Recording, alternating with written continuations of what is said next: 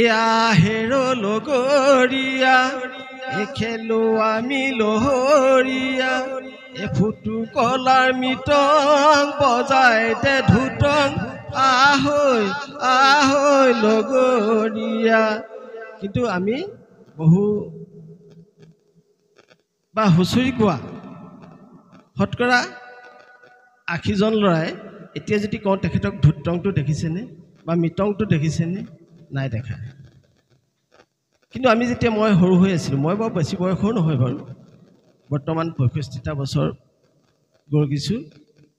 আমি দেউতাহঁতে বজোৱা বা মই সৰু হৈ থাকোঁতে আমি ধুত্তংটো বজাইছিলোঁ, মিটংটো বজাইছিলোঁ, জেংটং বজাইছিলোঁ। ঢোলটো ভাড়ালৈ আনিব নোৱাৰোঁ, তেতিয়া আমি গাঁৱৰ ঘৰত মিটংটো ধুত্তংটো বজাইছিলোঁ। আৰু এতিয়া মই ধুত্তংটো অকণমান বজাই দেখাম, মিটংটো বজাই দেখাম, বিনখত বজাই দেখাম। মই আমাৰ সন্মুখত থকা মৰমৰ ছাত্ৰ ছাত্ৰীসকলক ক'ব বিচাৰিছোঁ, তেওঁলোকে এই কথাবিলাক জানিবৰ বাবে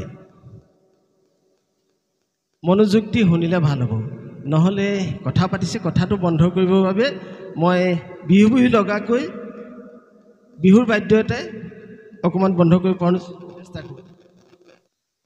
হেল্ল' টেষ্ট, হেল্ল'।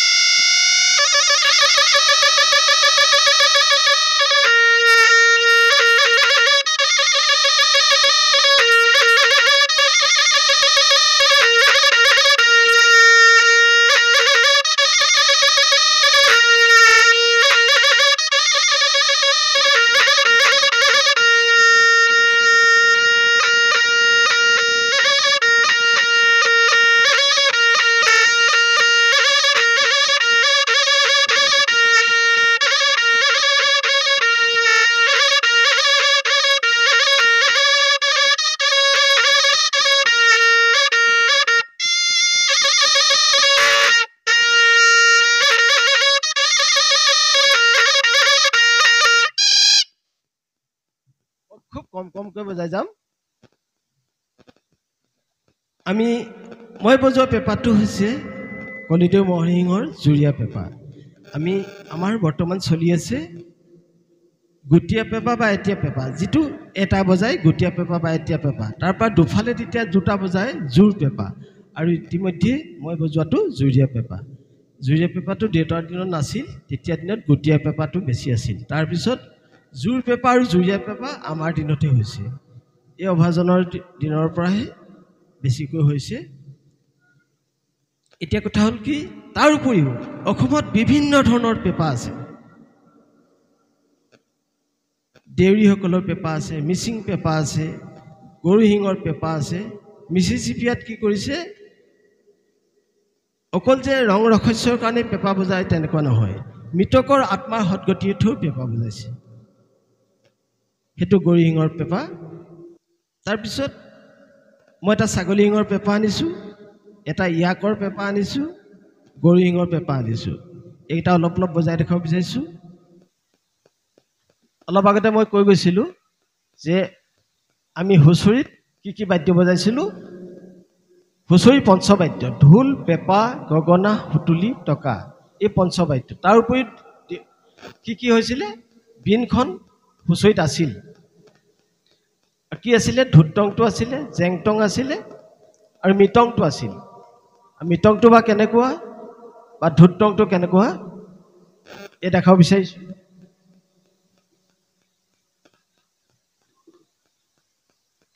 এই ধুত্তংটো খুব সহজ। আমাৰ সংস্কৃতিটো জীয়াই ৰাখিবলৈ অকণমান মাটি এপাপ বাঁহতে হয়। এই এপাপ বাঁহ দেখিছেনে, সেই কুমলীয়া বাঁহটো চুচি চুচি, তেতিয়া দেউতাহঁতৰ দিনত বা আমাৰ ককা দেউতাহঁতৰ দিনত বিশেষকৈ কেঞ্জি এটা পিন্ধে, কেতিয়াবা খালী গায়ে থাকে। এতিয়াহে আমি কেইবাটাও চোলা পিন্ধিছোঁ। সেই পেটত, খালী পেটটোত লগাই লগাই ধুত্তংটো বজায়। কেনেকৈ বজায়,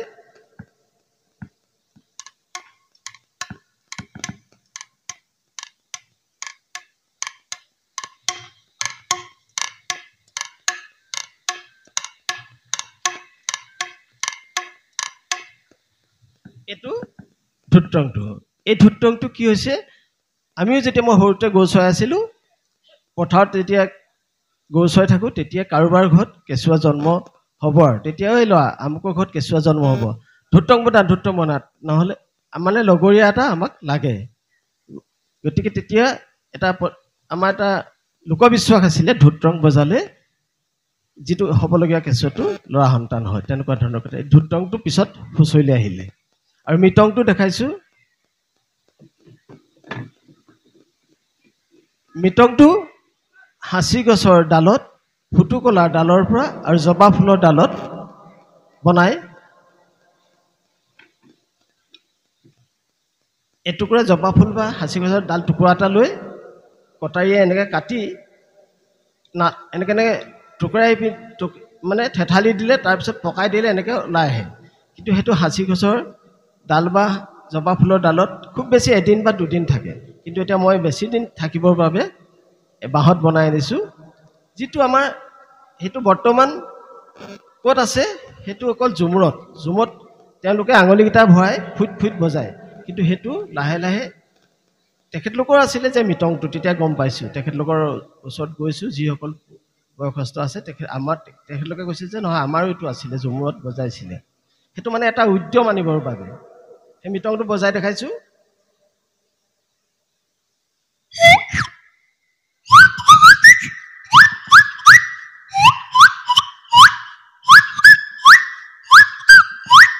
এইটো মৃতংটো এতিয়া মই খালি বাঁহত বনাইছোঁ। আমি হুঁচৰিৰ পৰা হেৰাই যোৱা বিনখন গুৱাহাটীত প্ৰসন্ন গগৈ আৰু শিৱসাগৰত আমি লাগি লাগি হুঁচৰিলৈ আনিবলৈ চাইছোঁ। মাজতে আজি 5 বছৰমানৰ কেইজনমান হুঁচৰিয়ে বজাইছিলে বা ধুত্ৰংটো বজাইছিলে, কিন্তু লাহে লাহে আকৌ এৰাই চলিছে। আমি চেষ্টা কৰিছোঁ যে আকৌ বিনখন হুঁচৰি খণ্ডলৈ গুচি আহক। এতিয়া হুঁচৰিত কি হৈছে, এতিয়া এনেকুৱা ধৰণৰ হৈছে, হুঁচৰি এটা মাংগলিক অনুষ্ঠান। হুঁচৰিটোত নাচনি নাথাকে। গৃহস্থৰ ঘৰত ডেকা বুঢ়া লগ লাগি আশীৰ্বাদ দিবলৈ হুঁচৰি আহে। তাত জীয়ৰী ছোৱালী এজনীয়ে বুঢ়ী মানুহজনীক কেতিয়াও আশীৰ্বাদ দিব নোৱাৰে, সেইটোতো অসম্ভৱ। গতিকে প্ৰকৃত হুঁচৰিত কি আছিলে, তাত নাচনি নাথাকে। কিন্তু নাচনীখিনিক বা মহিলাক আমি অগ্ৰাধিকাৰ দিছোঁ। ক'ত দিছোঁ?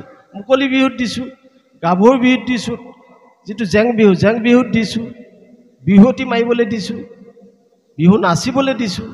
আৰু এতিয়া এনেকুৱা হৈছে, আমাৰ কিছুমান উদ্যোক্তাই, মই পৰাপক্ষত ভাবোঁ উদ্যোক্তাসকলে অন্তত ভাল অভিজ্ঞ, ইয়াতে আছে, ভাল অভিজ্ঞ মানুহ আছে তেখেতলোকৰ ওচৰত গৈ বা যিসকল উদ্যোক্তাসকলে বা তেখেতলোকৰ কাৰোবাৰ ওচৰত গৈ সেই কাৰ্যসূচীখন বনাব লাগে। নহ'লে কি হৈছে, কেতিয়াবা দেখা পোৱা যায় মাইনা বিহুৱতী নাম দিয়ে, মাইনা বিহুৱতী, বিহু হুঁচৰি নাম দিয়ে।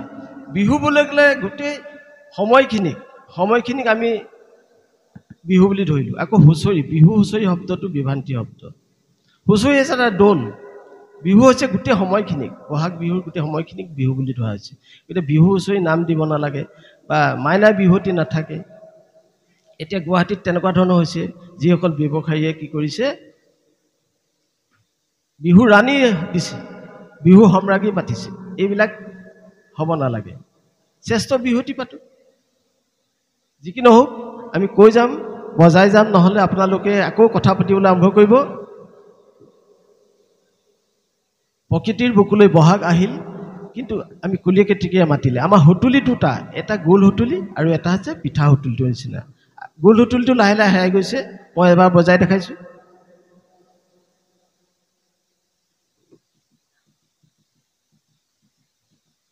এইটো হৈছে গোল সুতুলি। মাটিত আমি হেতুলুকা চৰাই মাতটো মাতে।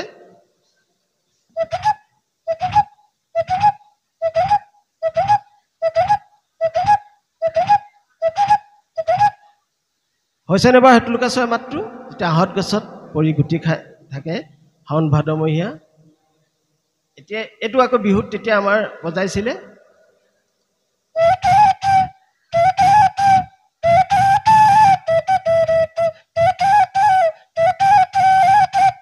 এইটো লাহে লাহে গোল সুতুলিটো আমাৰ হুঁচৰিৰ পৰা হেৰাই গৈছে। এতিয়া অকল যিটো পিঠা সুতুলি পিঠাটোৰ নিচিনা দীঘল সুতুলিটোৱে আমাৰ দেখা পোৱা গৈছে। এতিয়া মই এটা থাইলেণ্ডৰ সুতুলি লৈ আহিছোঁ। তাত ইমান উন্নত মানৰ দেখিছেনে? এই সুতুলিটো আই ল'ব পাৰি ডিঙিত। এইটো মাটিয়ে বনাইছে। এতিয়া এইটোত মই অলপ বজাই দেখাইছোঁ সুতুলিটো।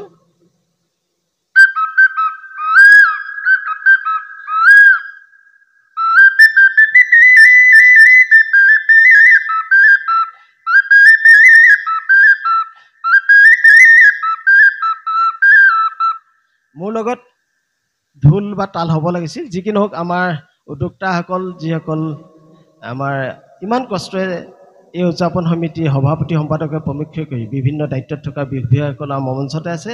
লগতে আপোনালোকেও হাত এইটোৰ লগত তাল মানে সংগতি হিচাপে হাতখন চাবৰিকে বজাই যাব পাৰিব।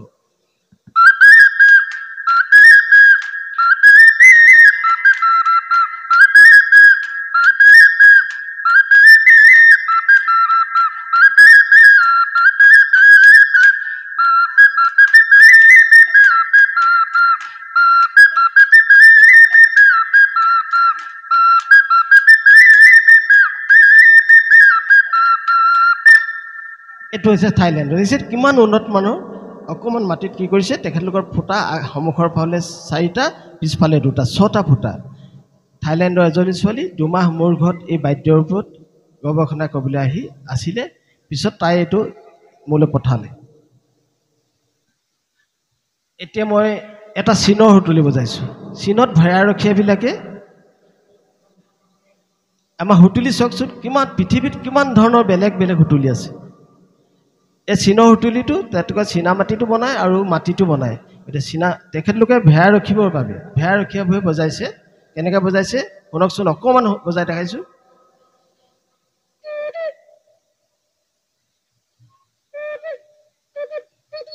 হেল্ল',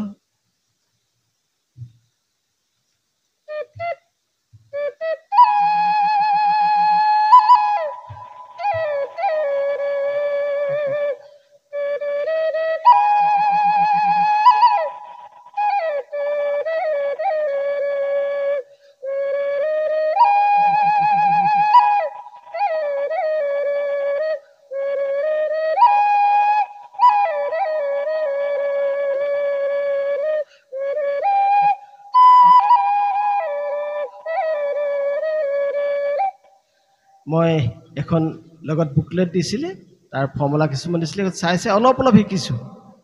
মই মোতকৈ ভাল ভাল অভিজ্ঞ আছে ইয়াতে বা অসমত আছে। মই খালি প্ৰতিটো বাদ্য অলপ অলপ বনাইছোঁ, অকণমান অকণমান বজাবলৈ শিকি আছোঁ। মই বৰ্তমান শিক্ষাৰ্থী।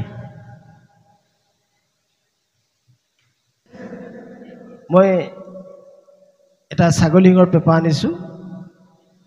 এটা বাদ্য নবজাওঁ। ছাগলী শিঙৰ পেঁপাটো বিয়ানাম জীয়াই থাকিব মানে বজাইছোঁ।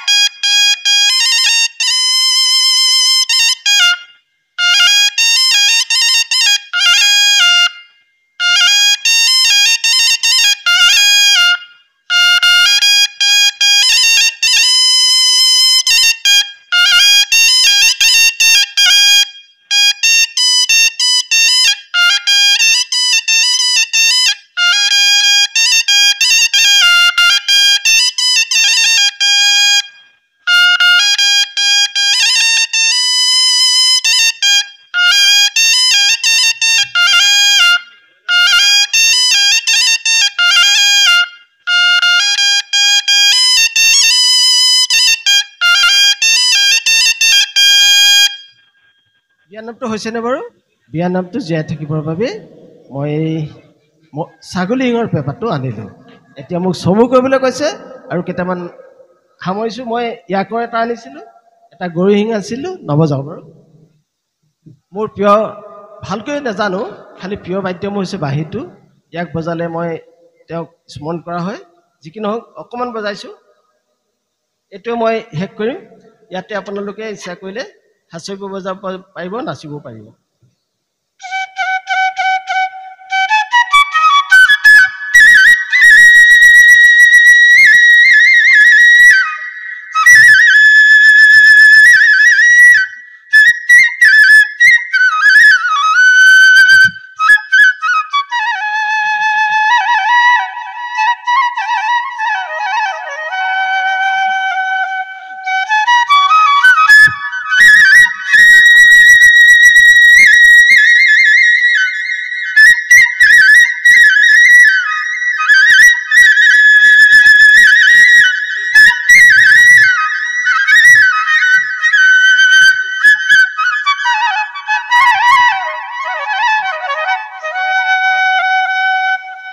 এটা বিহু এটা বজাম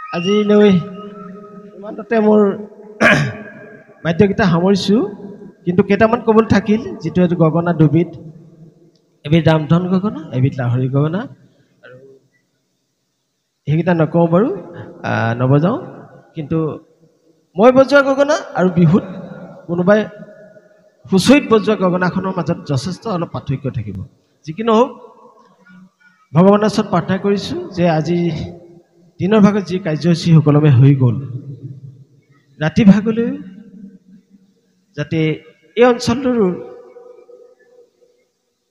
বৰ্তমান